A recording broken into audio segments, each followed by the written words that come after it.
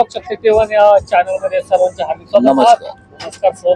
आज आपण वसंत नांदवळकर सर रवींद्र पिंगळे तमाशाचे मालक वसंत नांदवळकर यांची मुलाखत घेणार आहोत. वसंत नांदवळकर यांचा तमाशा खूप जुना आहे. अनेक पारंपरिक लोकांना सादर करणारा तमाशा म्हणून ह्या तमाशाकडे पाहिलं जातं. त्या संदर्भात आज आपण वसंत नांदवळकर यांची मुलाखत घेणार आहोत. सर, आपला तमाशा कधीपासून आहे आणि आपली ही कितवी पिढी आहे तमाशातली, आणि आपण ह्या तमाशात काम करताना कोणकोणती पात्र काम करता? हा तमाशा लोकशाहीर साहेबराव नांदवळकर यांच्या नावावर 1976 साली ओपन झाला. त्यानंतर हे तमाशाला 50वं वर्ष आहे. साधारण दसरा 2026 ला विजयादशमी दसऱ्याला तमाशाला पूर्ण 50 वर्ष पूर्ण होते.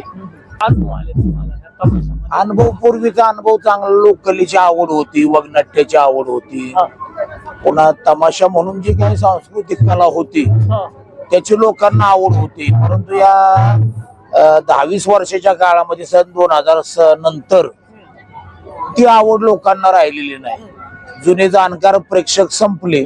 आता ही तरुण पिढी जी आहे यांची मागणी फक्त गाणी, यांना फक्त हिंदी मराठी गाणी, लोकगीत आणि लेडीज यांच्या समोर डान्स केला पाहिजे.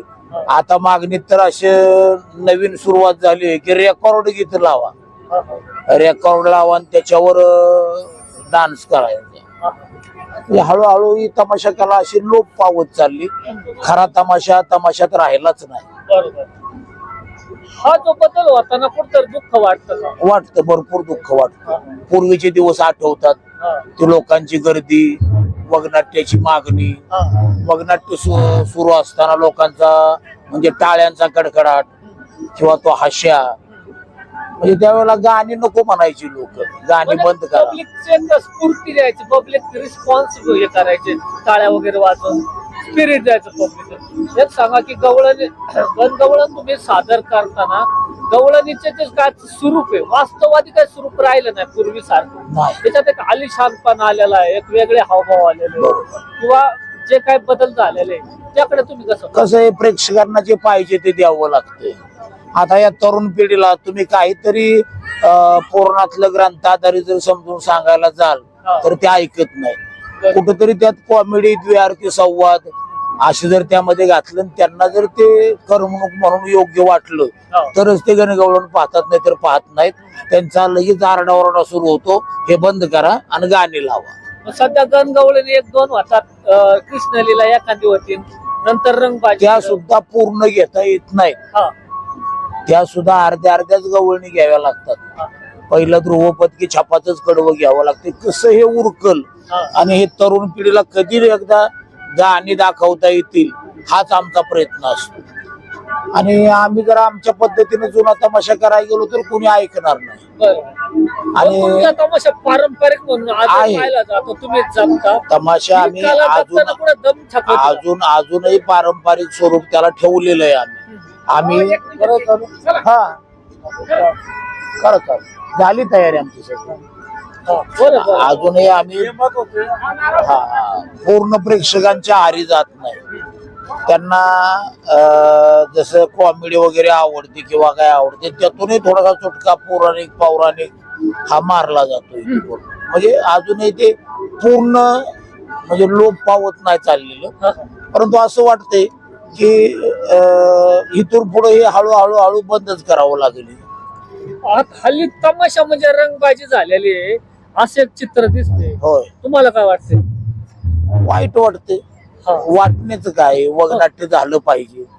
लोकांनी कॉमेडी ऐकली पाहिजे, वगनाट्य ऐकलं पाहिजे, गणगवळण ऐकली पाहिजे. अजून कॉमेडी, रंग, फारस, पुन्हा मधले काय कॉमेडीचे सांधे, विनोदी सांधे वगैरे, म्हणजे अशा पद्धतीने तमाशा पाहावा लोकांनी. पण आता तुमचा सगळ्यात जास्त वेळ रंगबाजी म्हणजे गाण्यामध्ये आणि कुठेतरी कमी झालाय. कुठं होतच नाही. रात्रीचे तर वगनाट्य बंद पडली. क्वचित एखादं गाव, 100त एखादं गाव वगनाट्य लावा म्हणतं. ते सुद्धा प्रेक्षक त्या वगनाट्याला थांबतील का नाही याची गॅरंटी. सुरुवातीला पटांगण भरलेलं असतं, पण 10% प्रेक्षक फक्त वगनाट्याला थांबतात. ते अगदी वयस्कर आहेत ते पोरं वगनाट्याला थांबतात. थांबती नाही बघणार. फारसे रंगबाजी फारसे बतावणी ह्या मात्र रिपीट होत चालले, त्याच्यामुळे कुठेतरी प्रेक्षकाला कंटाळवाणं स्वरूप आलंय त्याला. त्यामध्ये नवीन निर्मिती अशी काय होईना किंवा नवीन लेखन वगैरे असं काय होईल होईना, ते नवीन लेखन होईना, नवीन निर्मिती होईना. कारण याचं कारण कसं, ती मागणीच राहिली नाही, त्यामुळे ते लिहिणारे बी संपले. मागणीच नाही म्हणल्या तर लिहिणारे संपले, सादर करणारे संपले, असं झालं. तमाशा आणि लावणीचं खूप जवळचं नाते, घट्ट नाते, जुळ्या बहिणी म्हणून त्याकडे पाहिलं जातात. लावणीतले जे काही संदर्भ आहे हल्ली बदलत चाललेले, आलिशान किंवा डिजिटल लावणी आलेले, ऑर्केस्ट्रा टाईप, याकडे तुम्ही कसं पाहता? नाही, थोडंफार बदल हा झालाच पाहिजे. अगदी आपण आहे तो जुनं दाखवायला गेलो तर ते कालानुरूप बदल हा होतोच, पण ते इतकही बदल नाही झाला पाहिजे की तो तमाशाचं अस्तित्व संपून जाईल, असा बदल नाही झाला पाहिजे. थोडंफार नवीन, थोडंफार जुनं असं झालं पाहिजे. आधुनिकतेची कास धरलीच पाहिजे. प्रेक्षकांना जे आवडतंय ते दिलंच पाहिजे, पण त्याच्याबरोबर कुठेतरी जुनही सादर केलं पाहिजे. एक सांगा की आता रघुवीर खेडकर यांना पद्मश्री पुरस्कार भेटला, बरोबर. कसं पाहता याकडे? काय वाटतं की तमाशाची उंची तमाशाची दखल सरकारनं घेतली याबद्दल आनंद वाटतो. मंगलताईंना सुद्धा राष्ट्रपती पुरस्कार मिळाला, रघुभाऊंना पद्मश्री पुरस्कार मिळाला. म्हणजे अशी लोकमान्यते बरोबर राजमान्यताही जर कलाकारांच्या पाठीशी असेल तर कलाकारांना अजून हुरूप येईल की आपण काहीतरी चांगलं करावं म्हणून. हा कुठेतरी पुरस्कार उशिरा भेटलाय का? उशिरा भेटला, उशिरा भेटला. हे जी कलाकाराची उमेद असते साधारण 40च्या आसपास, त्या उमेदीत जर तो पुरस्कार मिळाला तर तो हुरूपानं अजून काहीतरी नवीन तयार करू शकतो. मग तुम्ही 60च्या नंतर तो कलाकार घरी बसण्याच्या वेळेला जर पुरस्कार द्याल तर त्या पुरस्काराचा उपयोग काय त्याला? एकंदरीत तुम्ही जे म्हणता ते बरोबर. आता आपल्याला हेच सांगा की तमाशात कोणकोणती कामं तुम्ही करता? विलन काम कसं आहे, तमाशाचा कलाकार हा बहुतेक कलाकार म्हणजे अगदी 70-75% हा सगळ्या बाजूने तयार असतो. तो कॉमेडी करू शकतो, सरदारकी करू शकतो, विलन काम करू शकतो, सगळ्या बाजूने गायकही असतो, तो वादनकारही असतो. म्हणजे तमाशाचा असा एक शिक्का कलाकारावर नसतो. असे थोडके कलाकार आहेत की एकच बाजू घेऊन चालणारे. हल्ली तर नागपूरची लोक आल्यात डिजिटल, ते नाचतात, त्यांना फक्त नाचण्यासाठी, ऑर्केस्ट्रासाठी, ते कलावंत वेगळे तुमच्याकडे असणारे जे कसा त्यांचा उपयोग करून घ्यावा लागतोय आम्हाला. प्रेक्षकांची, तरुण प्रेक्षकांची मागणी गाण्यांची, मग गाण्याच्या बाजूतून जरा ते नागपूरचे कलाकार थोडेसे धंदेवाईक आहेत. म्हणजे ते तमाशाच नाही पण इतरही कार्यक्रम ते सादर करतात, वाढदिवसाला, लग्न कार्याला, याला त्याला. म्हणजे त्यांचा तो एक बिझनेसच होऊन गेलेला आहे. आणि त्यामुळे त्या बाजूतून व्हरायटीच्या किंवा ऑर्केस्ट्राच्या बाजूतून ती चांगल्यापैकी तयार आहेत. ती हे जुने कलाकार ही तेवढी तयारी नाही त्यांची. आणि शेवटी काय झाले, कोल्हाटी समाज हा कमी झाला. आता कोल्हाटी समाजाच्या ज्या मुली मिळायच्या त्या आता कमी झाल्या. ते त्यांनी सुद्धा आता नवीन पद्धतीने त्यांना शिक्षण दिली, लग्न लावून दिलं. म्हणजे पूर्वी तो समाज या तमाशाच्या क्षेत्रावर अवलंबून होता, तर तो बऱ्यापैकी कमी झाला. त्यामुळे मग आम्हाला पर्याय शोधावे लागले. त्यामध्ये अनेक जमातीची लोक किंवा नागपूरची लोक इथे म्हणजे आता मिळत नाही तिकडे म्हणल्यानंतर कुठून तरी कलाकार गोळा केलेच पाहिजे. एक सांगा की वाघाचा प्रश्न आपण टाळू, पण तमाशाचं भविष्यात कसं असेल? काय होतंय, चिंता वाटते का? नाही, चक्र फिरेल असं वाटतंय. काही वर्षानं का होईना परंतु जुन्या कलेला मागणी येईल अशी एक आशा वाटते. पण तोपर्यंत कलाकार राहायचा नाही. जो तमाशाचा जो कलाकार आहे हे चक्र फिरून पुन्हा पहिल्या जाग्यावर येईपर्यंत तमाशाचा कलाकार जिवंत राहणार नाही. अरे बापरे.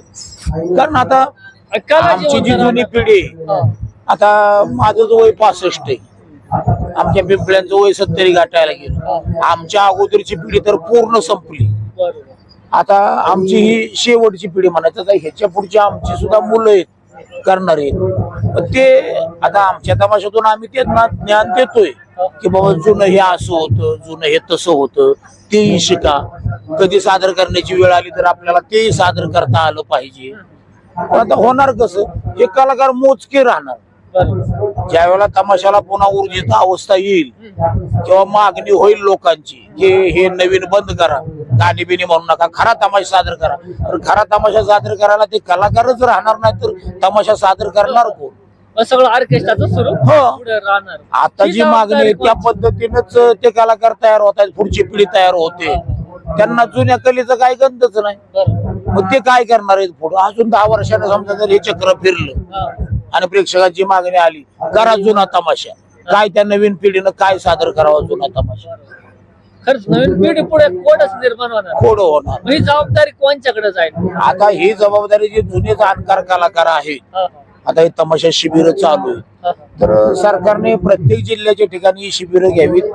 जुने जे कलाकार आहेत आता 60 ओलांडलेले किंवा हे, तर असा एक यांचा शोधून काढावेत. आता राहिलेत कमीच लोक, ते जुने कलाकार आता एवढे राहिले, हाताच्या बोटावर मोजण्या इतके लोक राहिलेले आहेत. तर या जुन्या कलाकारांना सरकारनं पुढे घेऊन प्रत्येक जिल्हावार शिबिर घ्यावीत आणि त्या शिबिरातून या नवीन कलाकारांना शिक्षण मिळावं. सांस्कृतिक मंत्र्याने जातीनं लक्ष देण्याची, सरकारनं याच्यात लक्ष दिलं पाहिजे, तर पुढची पिढी तयार होईल आणि हा तमाशा जिवंत राहील.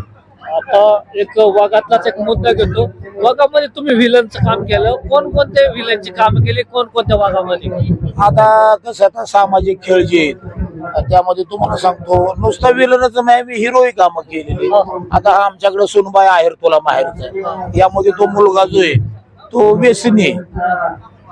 बाप जो आहे दाखवलाय देशमुख, हा चांगल्या जुन्या वळणाचा आहे आणि हा नवीन पिढीच्या जे प्रतिनिधित्व करतोय तो व्यसनी आहे.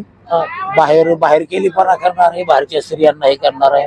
पण शेवटी बापाकडूनच त्याला त्याचं प्रायचित्त मिळतं आणि तो ताळ्यावर येतो असं दाखवलेलं आहे. म्हणजे आज वक्त तुम्ही जाहीर करणार आहे का नाही का? आज नियोजन कसं? आता नियोजन आहे, तयारी आमची आहे. ग्रामस्थ म्हणले तो वगनाट्य लावा, पण आम्ही थोडस काय करणार की आता ही जशी जशी गाणी संपत येतील तर त्या प्रेक्षकांचा थोडासा कौल घेणार, बाबा वगनाट्य लावावं का, तुम्ही वगनाट्याला थांबाल का, तुमचं काय म्हणणं आहे?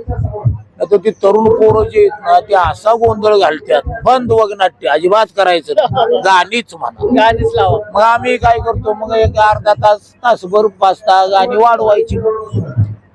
जर ती तरुण पिढीच ऐकत नाही तर करायचं काय?